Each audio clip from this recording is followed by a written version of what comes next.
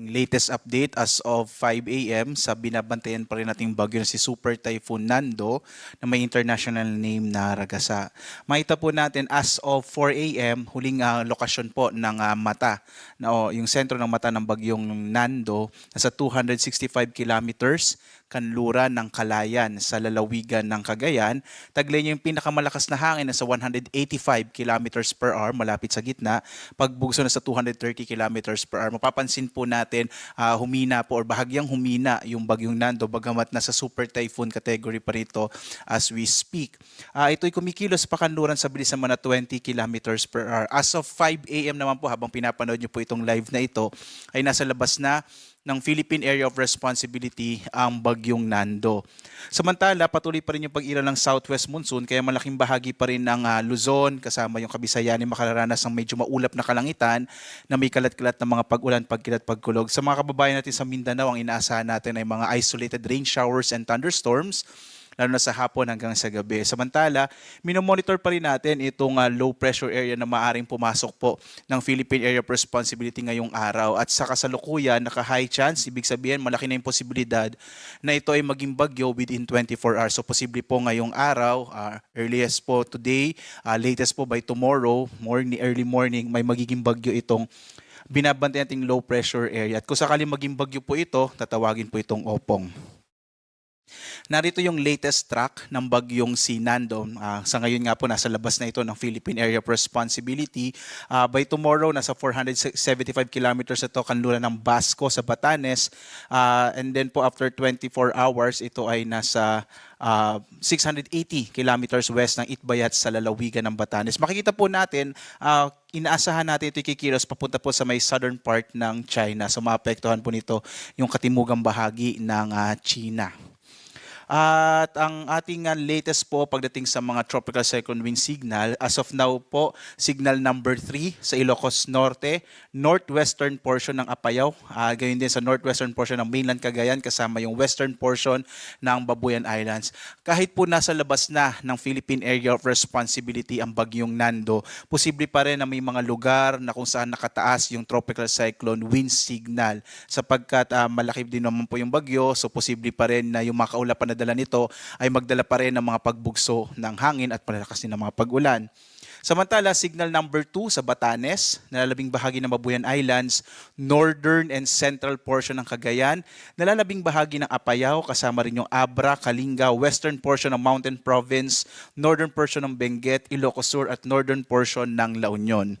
Signal number 1 naman sa nalalabing bahagi ng Cagayan, kasamang Isabela, Quirino, Nueva Vizcaya, gayon din northern central portion ng Aurora, the rest of Mountain Province, Ifugao, rest of Benguet, the rest of La Union, Pangasinan, northern portion ng Zambales, northern and central portion ng Tarlac at ang northern and central portion ng Nueva Ecija.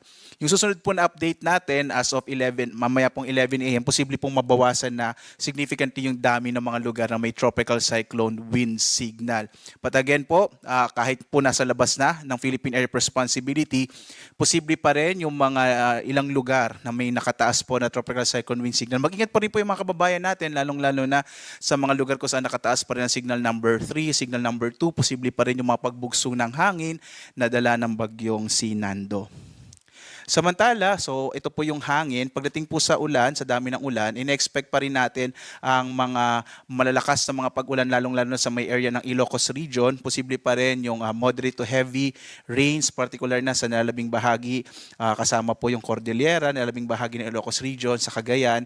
Gayon din sa Zambales, Bataan, Batangas, Occidental Mindoro. Ito naman ay dulot ng southwest monsoon o habagat. So posible pa rin makaranas ngayong araw itong mga nabanggit na lugar ng mga hanggang malalakas na mga pag-ulan. Bukas, araw ng Miyerkules, epekto pa rin ng southwest monsoon o habagat at posibleng makaulapan pa rin na dala ng bagyong Nando. Inaasahan pa rin natin hanggang yung malalakas na mga pag-ulan sa may bahagi ng Ilocos Norte, Ilocos Sur, La Union, Benguet, Pangasinan, Zambales, Bataan at Occidental Mindoro. Sa mga kababayan po natin, lalong-lalo na nandito sa may kanlurang bahagi ng Northern and Central Luzon, iba yung pag-iingat pa rin po pati dito sa may western section ng Southern Luzon, posible pa rin kasi yung mga biglaang pagbaha, mga flash floods, pagguho ng lupa or landslide, at ilang araw na pong inuulan itong western section ng Northern and Central Luzon. Posible pa rin po no, ngayong araw, sa September 23, yung mga pagbugso ng hangin sa malaking bahagi ng ating bansa, dulot po ng southwest muson o habagat. Sa mga susunod na araw, posibleng medyo mabawasan na po yung mga lugar na may mapagbugso po ng hangin, dulot po ng hanging habagat. Sa ngayon po, may nakataas pa rin tayong gale warning sa mga baybayin ng Northern Luzon. Makikita po natin sa may area ng Ilocos Region at gayon din dito sa may Cagayan. Nabawasan na po yung mga lugar na may gale warning at medyo bumaba na rin yung inaasahan natin na taas ng alon ng karagatan. Bagamat mag-ingat pa rin po dito sa mga lugar na kung saan nakataas yung ating gale warning sa seaboards ng Northern Luzon. Delikado pa rin maglayag yung mga maliit sa sakyang pandagat at mga maliliit na mga bangka sa mga baybayin po ng Hilagang Luzon dahil inaasahan pa rin natin yung malalaking pag-alon. Ito po ay dulot pa rin ng bagyong si Nando. Meron pa rin tayong as of 2 a.m. na nakataas na storm surge warning. Posible pa rin po yung malalaking hampas ng alon sa mga baybay dagat, particular na dito sa may area ng Batanes, Babuyan Island, silagang bahagi ng Cagayan, northern portion ng Ilocos Norte, at yung northern portion ng Ilocos Sur. Posible pa rin yung 1 hanggang 2 metro naman sa may central portion ng Ilocos Sur. So kahit pablayo na yung bagyo, posible pa rin yung malalaking pag-alon dito sa may area, sa may baybay dagat po. Posible pa rin magkaroon ng mga daluyong, no? Kaya iba yung pag-iingat pa rin po. Hanggat ngayong araw, iwasan nyo muna pong pumunta sa mga beach ng mga nabanggit na lalawigan dahil nga posible yung maging delikado po dulot po ng daluyong o storm surge. Ito yung malalaking alon ng karagatan na maaring umabot po sa mga baybay dagat.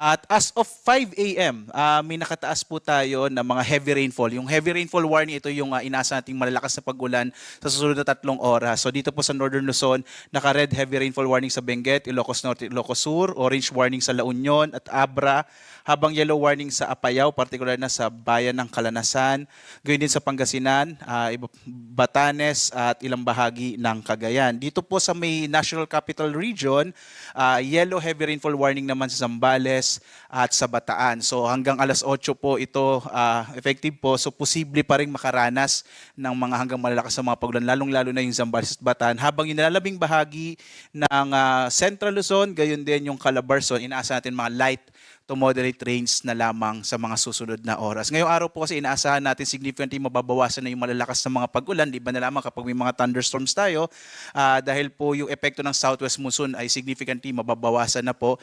Bagamat yung area nga ng Zambales, Bataan, posible pa rin medyo maulan sa araw na ito, dulot ng hanging habagat.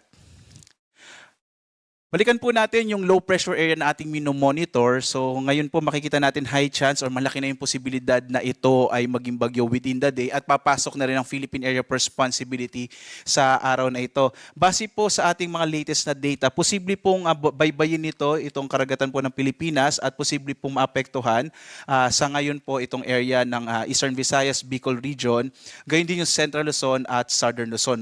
Again, pwede pa rin naman po itong magbago lalo't wala pa tayong track.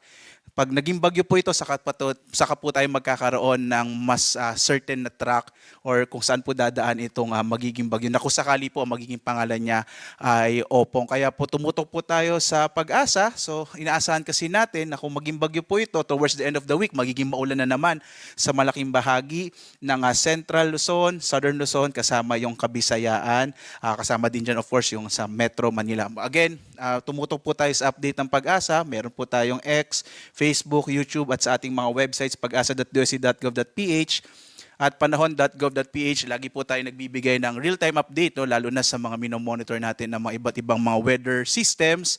So meron po tayong yung bagyong Nando na kalalabas lang po ng Philippine Area of Responsibility, ang southwest monsoon na habagat sa particular na sa Luzon at sa Kabisayaan at yung low pressure area na minomonitor natin na posibleng pumasok ng Philippine Area of Responsibility ngayong araw at posibleng maging bagyo within 24 hours. So live po na nagbibigay update mula dito sa Pag-asa Weather Forecasting Center. Ako si Obet Badrina. Mag-ingat po tayo lagi, maghanda para sa ligtas na Pilipinas. Magandang umaga po.